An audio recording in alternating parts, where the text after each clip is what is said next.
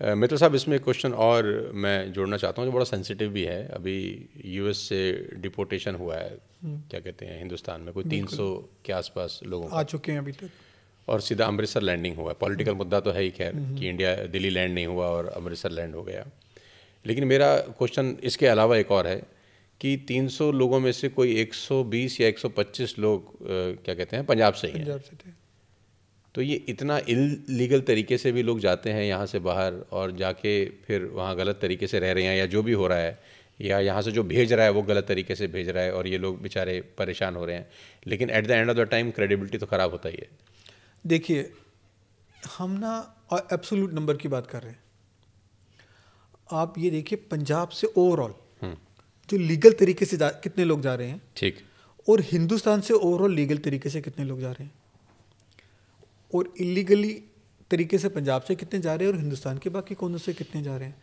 तो जब हम प्रपोर्शन देखेंगे तो बहुत कम है। वो पंजाब की प्रपोर्शन देश के बाकी प्रदेशों से गए लोगों की प्रपोर्शन से कम ही आएगी। आप वॉल्यूम देख रहे हैं, बिकॉज पंजाब से जा रहे हैं ज़्यादा लोग, ओवरऑल लीगल वे से भी जा रहे हैं। तो बड़े का छोटा भी बड़ा होता है नेचुरली।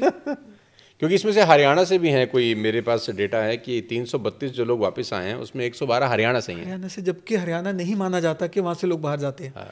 इससे पहले शायद किसी को ध्यान नहीं रहा होगा कि हरियाणा से लोग बाहर जा रहे हैं इतना। तो पॉलिटिकल मुद्दा कैसे बन गया अमृतसर में लैंडिंग का? ये तो मैं नहीं बता पाऊंगा कि क्या, कुछ थोड़ा सा तो बताओ, थोड़ा सा तो बताओ। नहीं, मैं इस मामले में मुझे भी नहीं पता, क्योंकि ये दो देशों के बीच की बात है, भारत और यूएसए की। अच्छा, हुआ तो गलत ही है कि अमृतसर लैंड कर दिया और दिल्ली नहीं किया।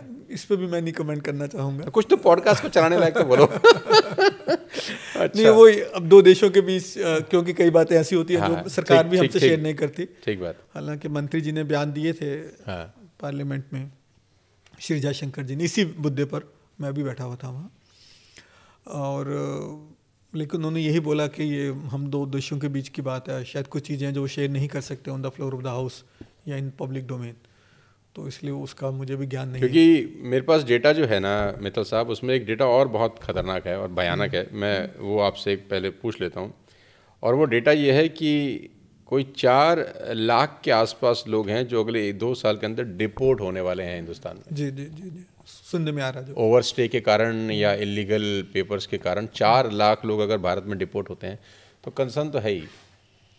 देखिए, कोई भी काम इलीगल तरीके से हो, वो किसी भी प्रदेश का इंसान करे, चाहे पंजाब का या पंजाब से बाहर का, वो कंसर्न तो है ही। पर उस पर हमें गलत है, बिल्कुल गलत, और नहीं होना चाहिए। हम बिल्कुल इसको सपोर्ट नहीं करते, कोई भी सपोर्ट नहीं करेगा।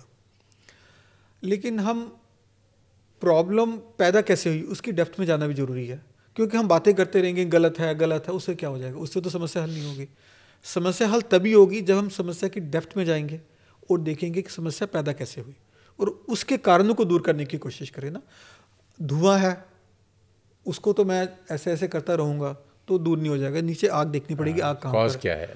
तो आग को बुझाना है मुझे, ना कि धुएं को इधर उधर से हिला के भगाने की कोशिश करनी, जो कि हम नहीं कर पाएंगे।